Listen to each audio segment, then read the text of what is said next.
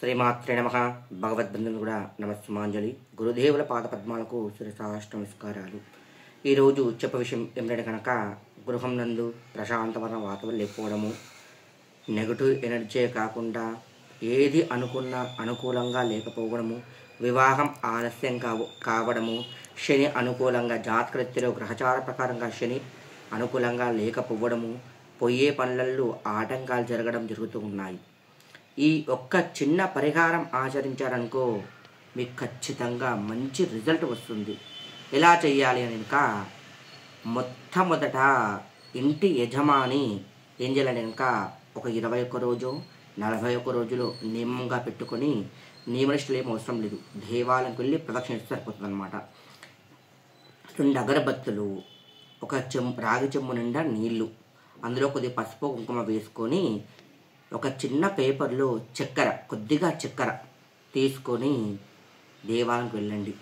రాగి చెట్టుకి 21 ప్రదక్షిణ కానీ 41 ప్రదక్షిణ కానీ 18 ప్రదక్షిణ సరే చేసి 2 అగరబత్తులు వెలిగించి చక్కెర 5 చోట్ల తీసుకున్న చక్కెర కొద్దిగా వృక్షం దగ్గర 5 చోట్ల వేయండి. వేసి ఆ అగరబత్తులు చూపెట్టి నమస్కార ముద్ర పెట్టి, అగరబత్తులు రెండిట్లా పట్టుకొని నమస్కార ముద్ర పెట్టేసి మీ మనసులో ఉండే కోరికని చెప్పి ఆ అగరబత్తులు అక్కడనే పెట్టేసి మిగతా దేవతామూర్తిని దర్శించుకొని రండి. వచ్చి యథావిధిగా మీరు ఏం పూజిస్తారో అది పూజించండి. ఇలా క్రమం తప్పకుండా చేశారనుకో ఖచ్చితంగా మంచి రిజల్ట్ వస్తుంది. వచ్చేటప్పుడు ఏం చేయాలంటే ఇంకా రాగు చెంపుతో నీళ్ళు పోస్తారు కదా, కొద్దిగా మట్టిని తీసుకొని మీరు బొట్టులాగా పెట్టుకోండి. ఆ మట్టిని, రాగి చెట్టు దగ్గర ఉన్న మట్టిని బొట్టులాగా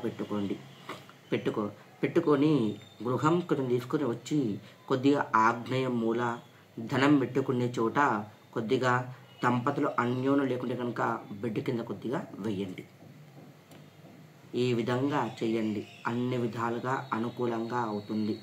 అంతేకాకుండా శనివారం అంటే కనుక చెట్టుకి చాలా ప్రీతికరమైన రోజు కావున శనివారం నాడు ఏం చేయాలంటే కనుక, మనసు ప్రశాంతంగా లేకపోయినా, అన్ని విధాలుగా అనుకూలంగా లేకున్నా, ధనానికి ధాన్యానికి ఇబ్బందికరంగా సమస్య ఉన్నా కూడా ఎలా దీపారాధన చేయాలి? వృక్షానికి అంటే కనుక రాగి చెట్టుకి ఒక రాగి ఆకు తీసుకోండి, తెంపకూడదు ఎప్పుడు కూడా, చెట్టుపైది కింద పడ్డ ఆకు తీసుకొని ఆ ఆకు పెట్టేసి, ఆకు పైన కొద్దిగా పసుపు కుంకుమ బొట్టులాగా పెట్టేసి ప్రమిదను పెట్టి దేవాలయంలో దేవతామూర్తులు ఎదురుగా రాగి చెట్టు కింద నువ్వుల నూనె పోసి 3 ఒత్తులు కలిపి ఏకవత్తిగా చేసి దీపం వెలిగించుకొని మీకు ఏ విధంగా ఇబ్బందికరంగా సమస్య ఉందో చెప్పుకొని 18 ప్రదక్షిణలు చేసి చెట్టుకి, వృక్షానికి తల తాకిచ్చి నమస్కారం చేసుకోండి.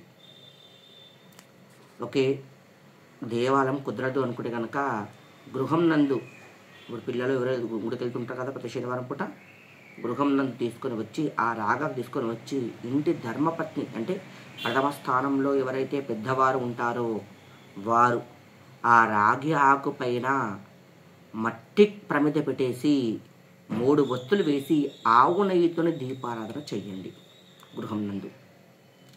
ఇలా కనీసం 21 వారమన్నా చేయండి. కుదరని పక్షంలో 16 శనివారాలన్నా సరే ఆచరించండి. ఆచరించడం ద్వారా ఏలినాడు శని ప్రభావం ఉన్నా, అష్టమ శని ప్రభావం ఉన్నా, శని జాతకరీత్యలో అనుకూలంగా లేకున్నా కూడా శనితో పాటు గురు అనుగ్రహం కూడా లభిస్తుంది. కావున ప్రతి ఒక్కరు కూడా ఈ విధంగా ఆచరించి శనేశ్వరునితో పాటు వృక్ష అనుగ్రహం పొందగలని ప్రార్థిస్తూ ఉన్నాను. తల తాకిచ్చి నమస్కారం చేశామనుకో ఎప్పుడైతే వృక్షానికి, మీ మనసులోని బాధలన్నీ కూడా, ఆ నెగటివ్ ఎనర్జీ మొత్తం కూడా లాగేస్తుంది వృక్షం. ప్రతిరోజు నమస్కారం చేయకూడదు, ఓన్లీ శనివారం నాడు మాత్రమే తల తాకిచ్చి నమస్కారం చేసుకోవాలి. మిగతా రోజులు చెట్టుకి తాకకూడదు, గమనించగలరు. ప్రతినిత్యం కూడా చాలామంది చెప్తే వాళ్ళని ప్రతినిత్యం చేస్తూ ఉంటారు, అలా చేయకండి. శనివారం నాడు మాత్రమే మనసు పూర్తిగా చెట్టుకి తల తాకిచ్చి నమస్కారం చేసుకోండి.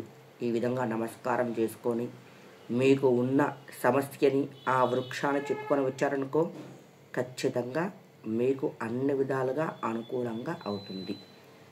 శ్రీమాత్రి నమః. నా ఛానల్ కనుక లైక్ కొట్టండి, షేర్ చేయండి, సబ్స్క్రైబ్ చేయండి. జగదీశ్వరి అనుగ్రహ కృపాకటాక్ష వీక్షణ దృస్తూ.